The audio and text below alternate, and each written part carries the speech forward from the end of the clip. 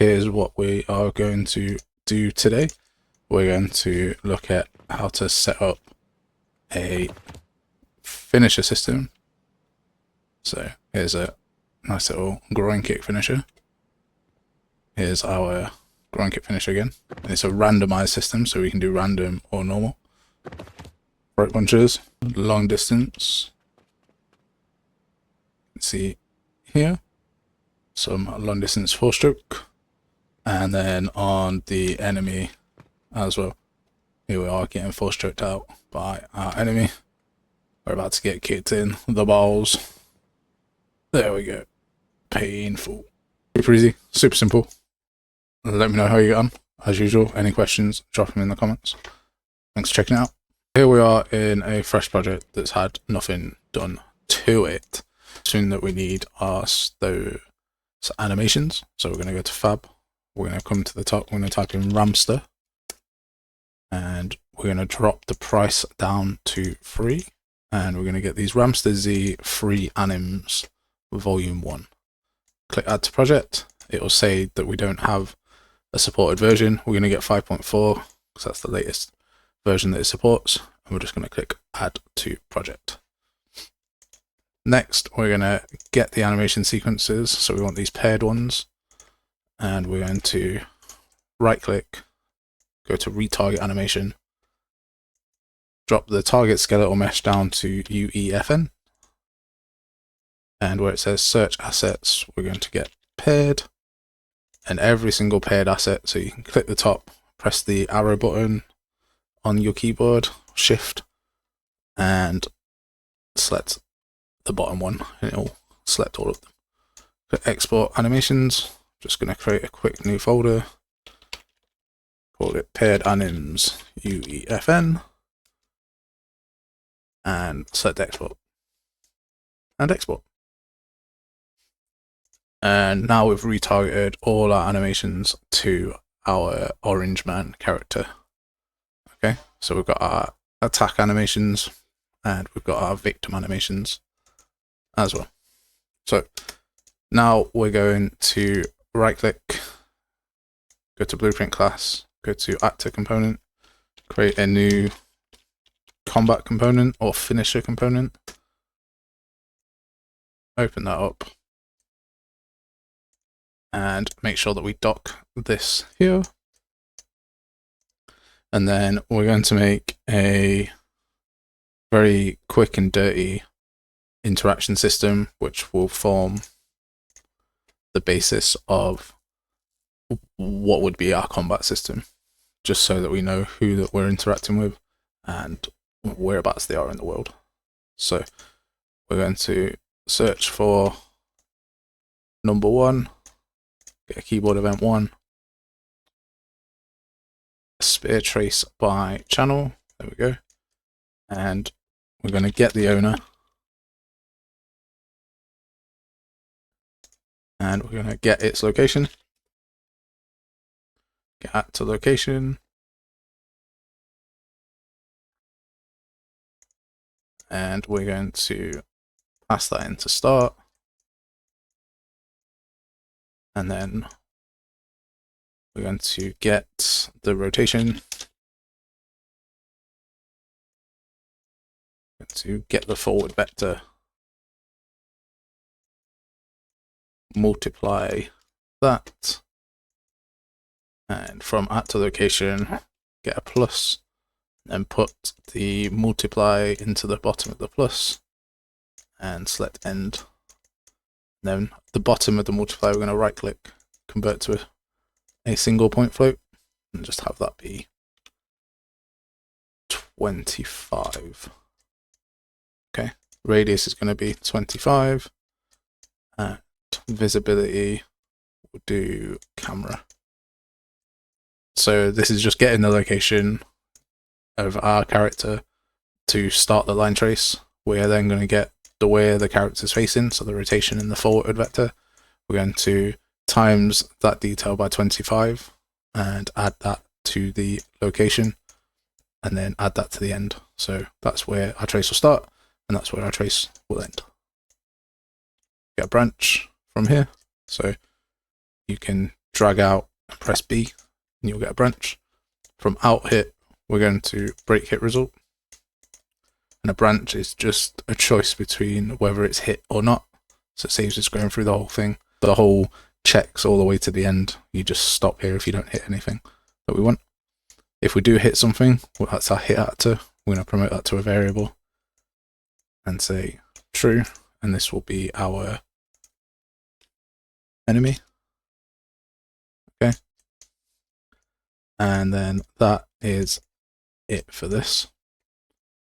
We're also going to create a custom event called attacker finisher. So we can right click and type in custom event, click add custom event, and that's the attacker finisher. And then we need to create a second one. So again, right click, type in custom event, and that's the victim finisher.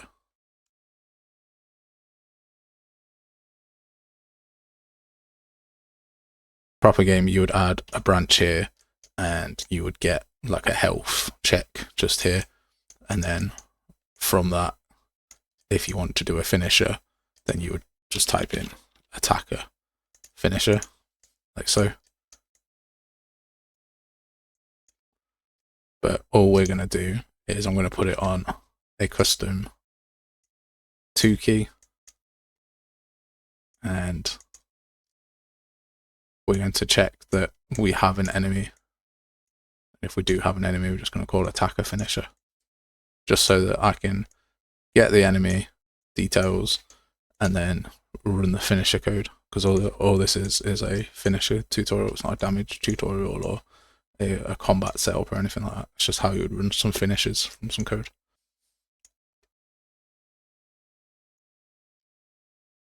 But if you do want full combat systems and like full stat systems and stuff, you would do, as I say, you would apply the damage, do your damage check, and then call the attacker finisher here. So now we're going to get owner, we're going to get location, and then we're going to get our enemy, and we're going to get their location, so we can control D this get at location. We're going to minus them against each other, so subtract, and connect them both to the bottom and top. And then from here, we're going to get length. We're going to get vector length.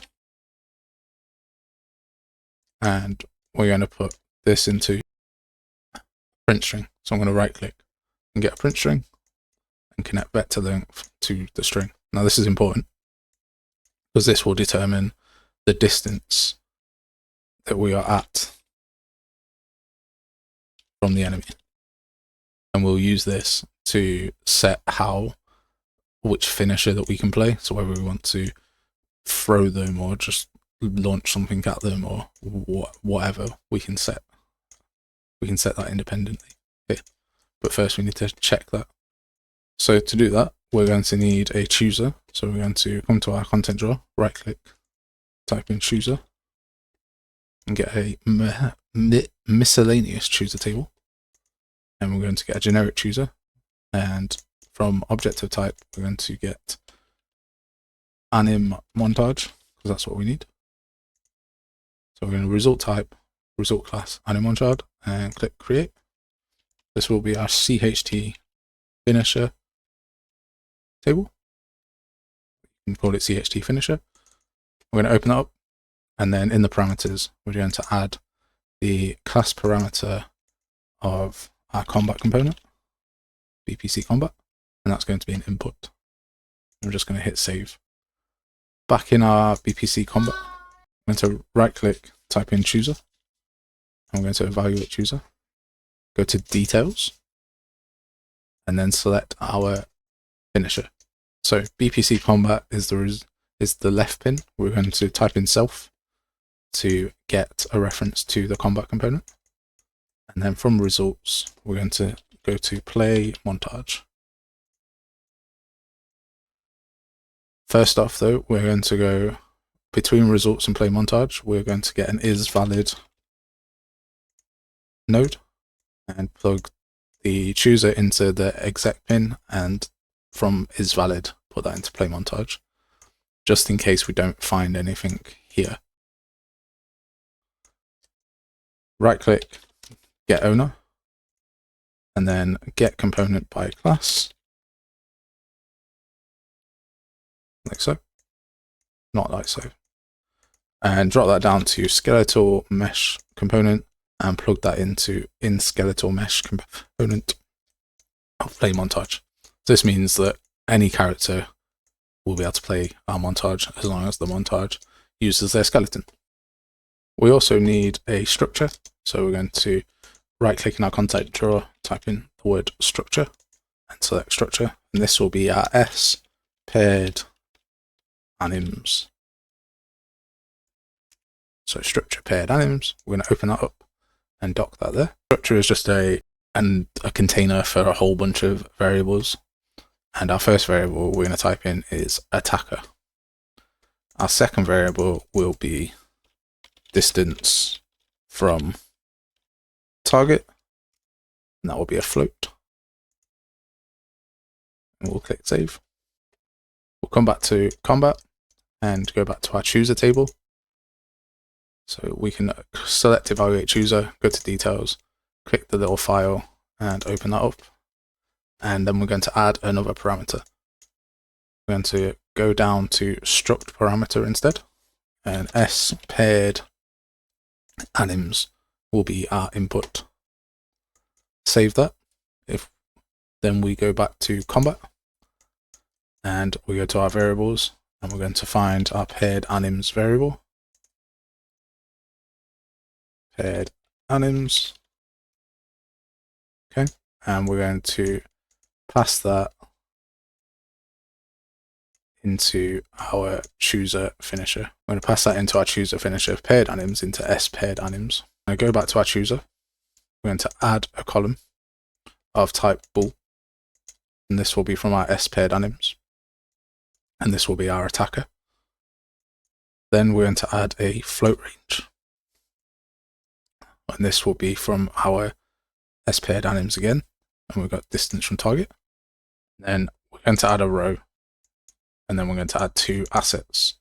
And the first one that we're going to do is the throat strike. So we need to come to where we stored our montages, and we haven't actually made the montages yet. So we're going to select them all, right click, and we're going to create anim montage. There we go. And from here, then we can call paired counterpunch palm strike attack, and type in paired on the second one and get counterpunch palm strike Vic. Okay, so our attacker boolean hit needs to be true for our attack montage and false for our victim montage. And we need the distance to be from our character 0 to 100 for both of them. So this means that it will check the person who is calling this evaluate chooser. It will check their attack status, whether they're an attacker, and how far they are from the target. And depending on which one of these they are, it will play either or. So we'll get to BBC Combat. Now, we already have our distance from the enemy, which is what we want. So we're going to get our paired anims and select set and drag off from there and say make S paired anim. And this vector length that we did earlier, we're going to pass that into distance from target. So we're going to go vector length, make S paired anim, and then into set paired anims. From there, we're also going to tick that this is an attacker, because we're doing it on the attacker finisher. And then for ease, this vector length, we're just going to promote this to a variable as well. Call it vector length, distance from target, whichever. I'm going to attach all of that together So we go attacker finisher, we're going to get the vector length, set the structure to say that the person who's called attacker finisher is the attacker, and the distance from target is the distance from target.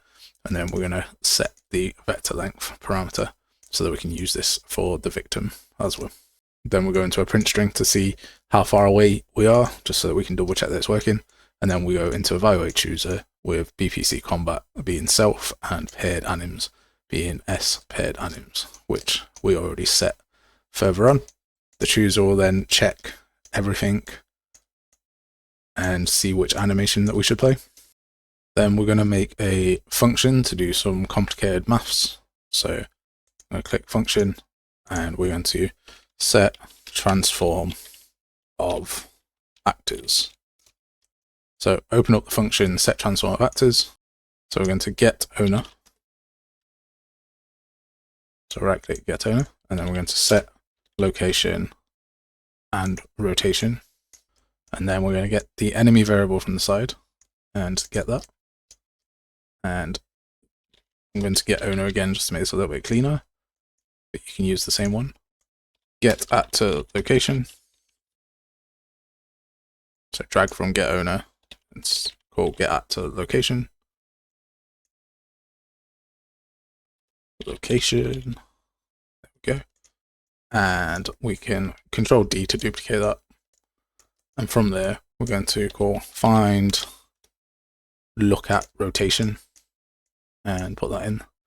Connect the owner to the start and the enemy location to the bottom or the target. Now we only want the Z location, so we're going to right click return value and split that, and right click new rotation and split that, and plug the bottom values in. So return value Z yaw to new rotation Z yaw. So what this is doing is it's getting our owner's location and it's getting the enemy's location, and then it's finding their rotation in relation to each other. And we're going to set our actor's location to be the same rotation as what they are.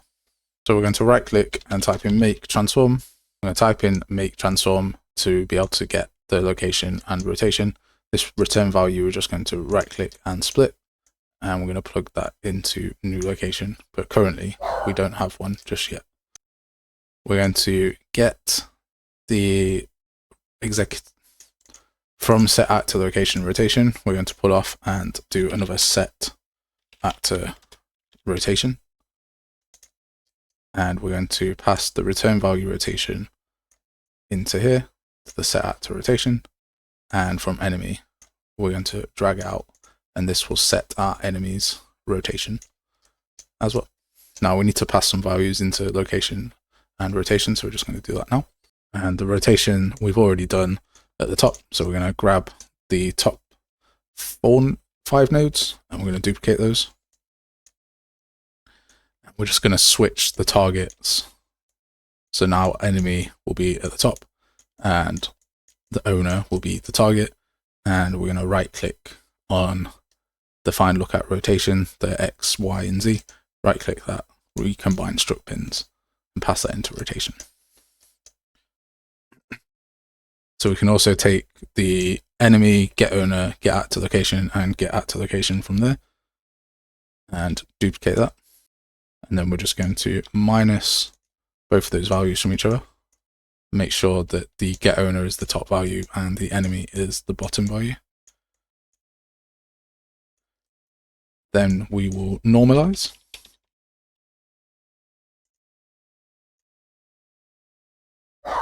So this just makes sure that all our subtraction is safe and that we can actually subtract the values. We're not going to be going inside of each other. I'm going to get a multiply node from normalize and right click that and convert it to a float integer, and that float we're just going to promote to a variable. This variable will be the optimal distance, and what this will do is it will position your character at the best distance for the animation to play. So we've got the distance from target that says if you're between these two distances, play this animation. we've got the optimal distance that says actually the perfect distance for me is here. We're going to get enemy again, and we're going to get actor location, and from there we're going to plus, and we're just going to make sure that actor location for the enemy is on the bottom and the times is on the top. And then we plug that plus into the make transform. We'll do compile and save, and that is our transform done. So from there, we're going to we're going to go back to the event graph. We're going to get our isValid node, and from there we're going to set transform of actors. And then from there, from set transform of actors, we're going to get a sequence. So you can drag off and press S and get a sequence. And play montage is going into then 0, and in then 1 we need to pass in the victim finisher. We're going to get our victim finisher event, and we can get component by class and play montage and duplicate those, and we can get the evaluate users and duplicate the stuff that goes into there. And again, we're going to put in isValid in case there is no animation. We're going to also get owner and plug that into our component by class, so we can still use get owner here. And then isValid is going into our play montage, and the result is going into our montage to play. We're going to get our paired anims variable, and we're going to set it, and then we're going to right click it and split it as well. If we grab the paired anims distance from target, we can pass that into the victim finisher custom event, connect those up, and then when we call victim finisher from our sequence, if we get our vector length that we set at the start, we can say that that's how far away our chooser should be checking for our enemy. Right, let's give that a test. Let me double check what buttons I've got set up. I've got 1 and 2. So we're going to grab an enemy. I'm going to go to characters, UEFN. I'm going to go to blueprints, retargeted characters, and grab echo. So that I know it's working, I'm going to change our debug type to full duration. We need to also add the combat component to our character. So we're going to go to sandbox character, go to add combat. And now we should be working. There we go. So if we stand next to echo, that's not blocking as it should be. So let's open up Echo's blueprint, browse to asset, open that up, and we will go to Echo's capsule, go down to the collision settings, and we can see that it ignores all of those, which is useful. So we're going to go to combat and check we're tracing for the visibility channel, and we will change the visibility channel to block. And then we go to play here again. So now it should be green. There we go. And if I press 2, it'll tell me that I'm 210 from echo. If I get closer, 103, even closer. And now we're doing a little punchy punch. Okay. Couple of things wrong here. First one is we go to our animations. We get all our green ones. Just going to select the first 2 and go to asset actions, and so we right click them, go to asset actions, edit selection in property matrix, and we'll enable group motion. Second thing is echo didn't want to play And that's because we need to get enemy. So in the combat component, we need to tell that it's Echo's combat component that is playing the victim finisher, not this enemy's. So we're going to get combat, get component by class, and we're going to get combat from here and pass it into there. Now, currently Echo's character inherits everything from the sandbox character, so they already have this combat component. But if you had some enemy classes, you would need to add a combat component to those that you wanted to use. Let's try again. So we're close. I'm 110 away. You can see that printed in the top left. If I get closer, we're both playing the animations. There we go. 112 away.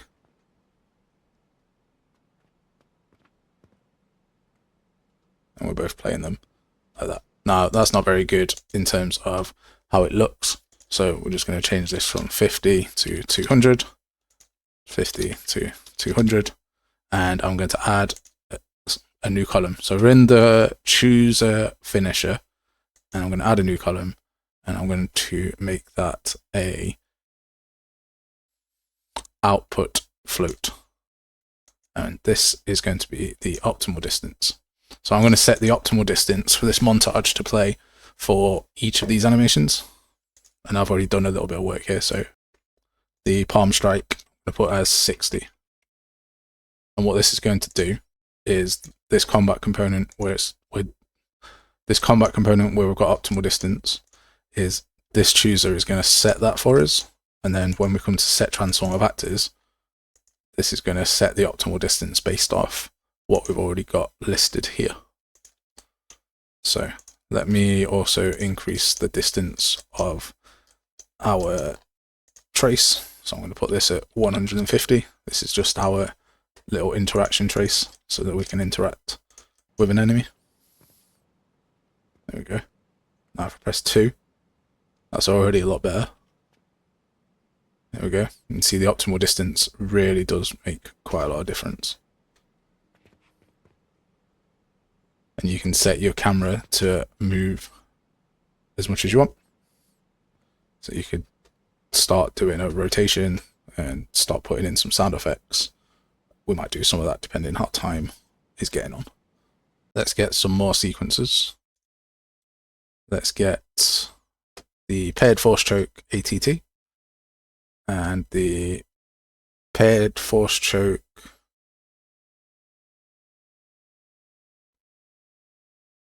Vic. So they're just under each other on mine. And we'll also do edit selection in property matrix and enable root motion. And then we're going to add those ones to the chooser table as well.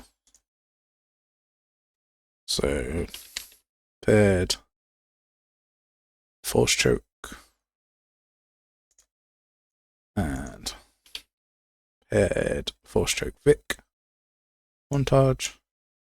And this one will be true and this one will be false. And this can be further away. So 201 to 300 and 201 to 300. And the optimal distance for this is, let's say, 500 away. Or no, it's probably best to make it around the same. So we'll increase the distance from target to 400. And we'll make the optimal distance 300. Click save, go to default level, right click, play from here. And then, so I'm 500 away now. This is why I've got the print string so I can test where I am. And we're just at 300 away now.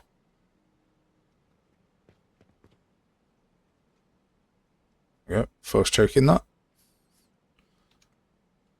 Okay, so what can we add? Well, what if we want a random one? What if we want it to be choose between X and Y and A, B, C, all in the same distance? Okay, that's fine. So we're going to go to our structure, make S paired anims, and we're going to add a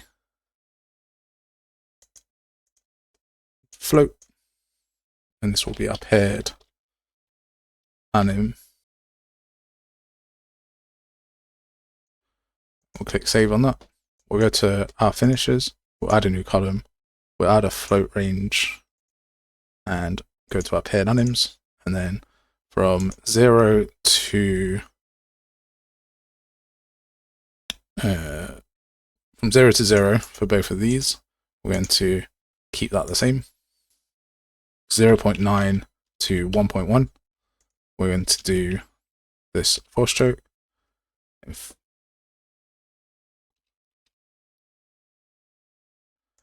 And these can never be the same. So this paired anim thing can never be the same at all, but the distance from target and everything can be the same. So let's duplicate those. We'll get another one. We'll get a groin kick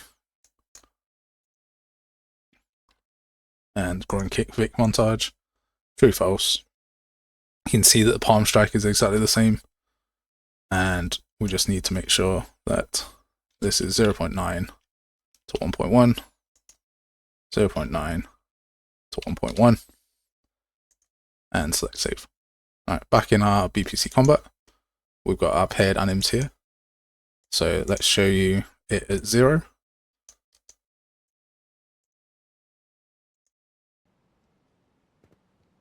Here's our combat strike. We change this to 1.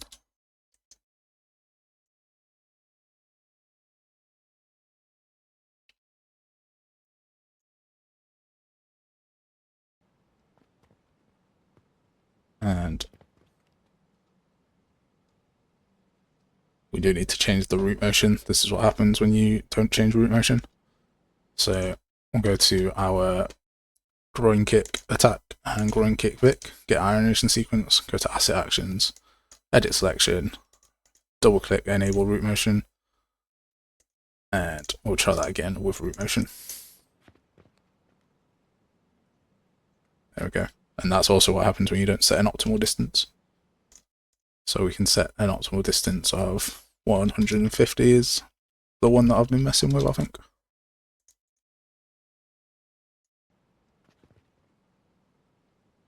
And there we go. Nice little groin shot for you. That's at the perfect optimal distance. Now to make it random. So we can get, we actually want it to be a random integer in range. Not a random float. But we can't pass floats into our chooser. So we want this to be 0 and the max to be 1. So we'll press this button, do the groin kick, and press it again, do the punch. So we know that the random's working on our character, but it's not working on our enemy. And from is not valid, we can get a print string and see if it's finding an animation or not. So it's not finding an animation. So something's going wrong here.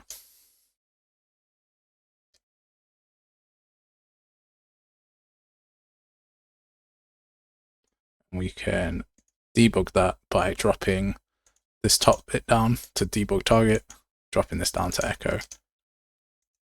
Come in here, pressing 2, and then we can check what echo is doing. So echo's not getting the distance from target. And the distance that we need, so let's go back here and see why she's not getting the distance. Because these are being set in, because these are being set in the sandbox character, then we actually do need to pass in the details here. we pass in the distance from target and the pairs anim, and then we get the structure here, and we split that and pass in the distance from target and the paired anim's anim into the event, like that.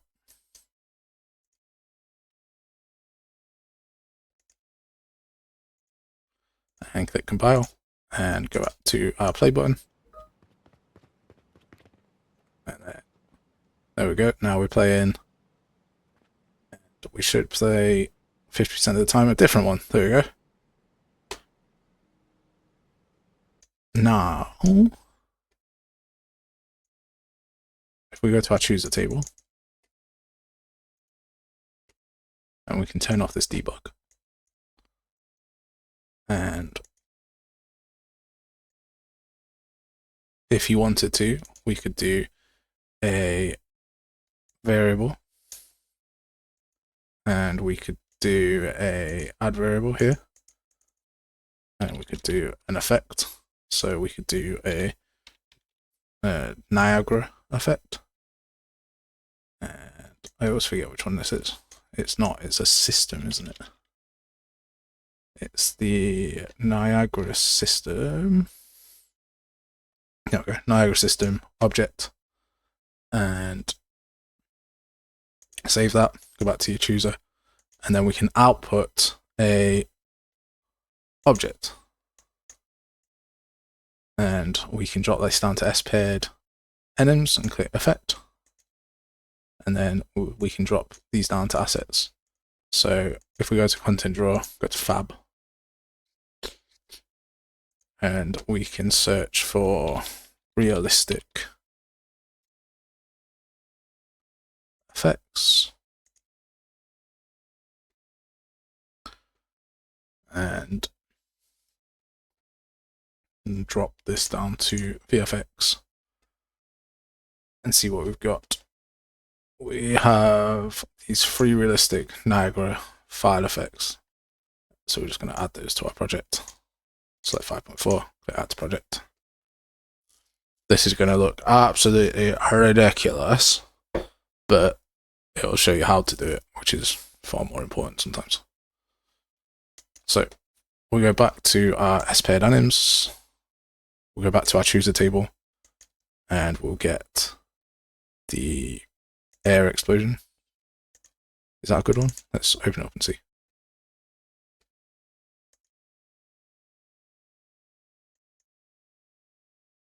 It takes a while to compile.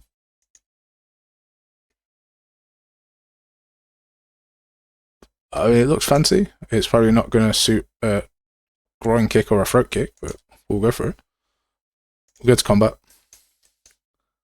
and we can either add another sequence or do it beforehand. I think I'm just going to add a sequence, and we can go to spawn, system, at location.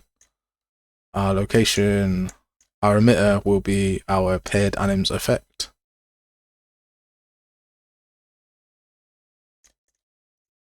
It's not system. Spawn particle, spawn emitter at location, and what is it then?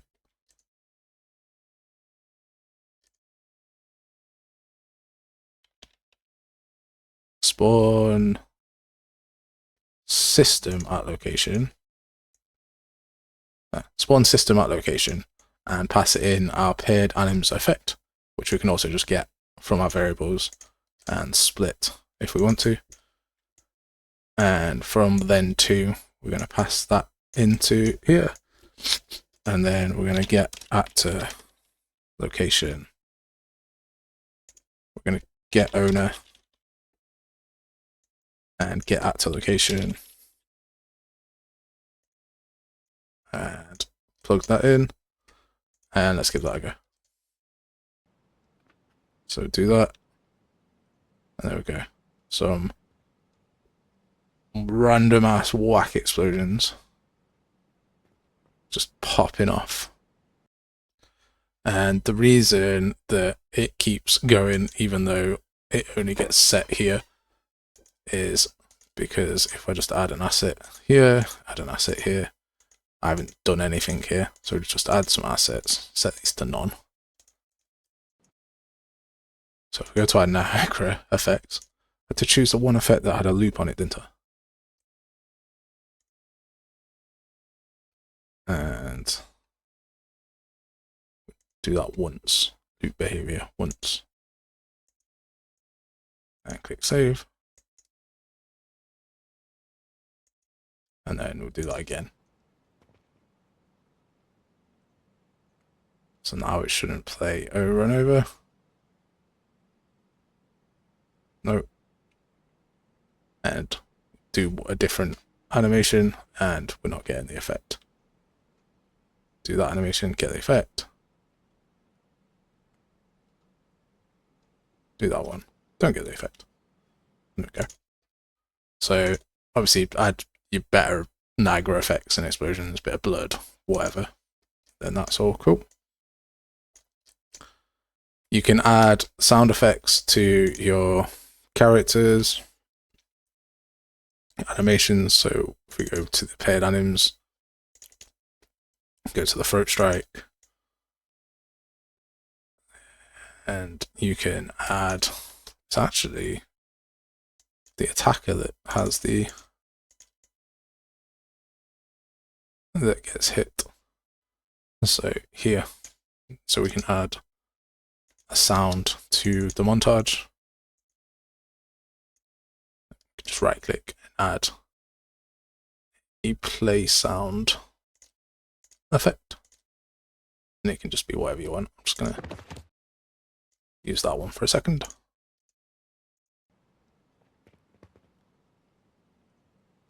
Add a here when they get hit. Should have probably done that. That would have been better. There we go. Just like that. And you could even add sound effects here and get them set. It all depends on what you want to do and how you want to do it.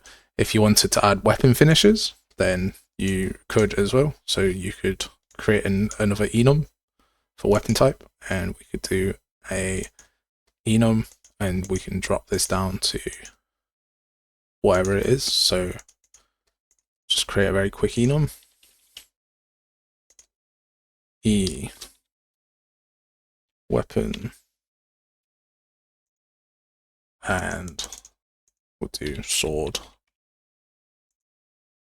fists, etc. Come back to our chooser, come back to combat, add the weapon enumerator, come back to the chooser. Make sure you are compiling and saving so you don't mess all like I do. And then here you can choose the enums that you want for each weapon, and you can add weapon finishes like so. To put it on a character, just get it looking like so. The quick way of doing that, although you should do it in a more dynamic way. So what would happen is your enemy would attack.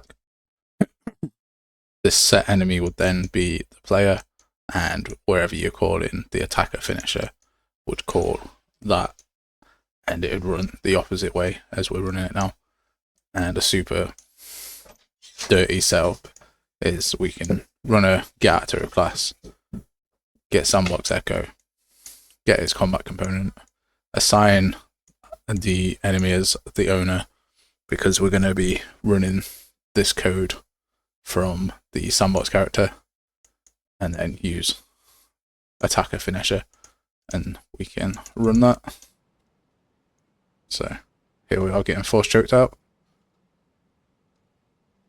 And that's that. So you can run finishers on both sides, and that's why we use a component. And that's it. That's all I've got to show you. So I hope you enjoy, and thank you very much.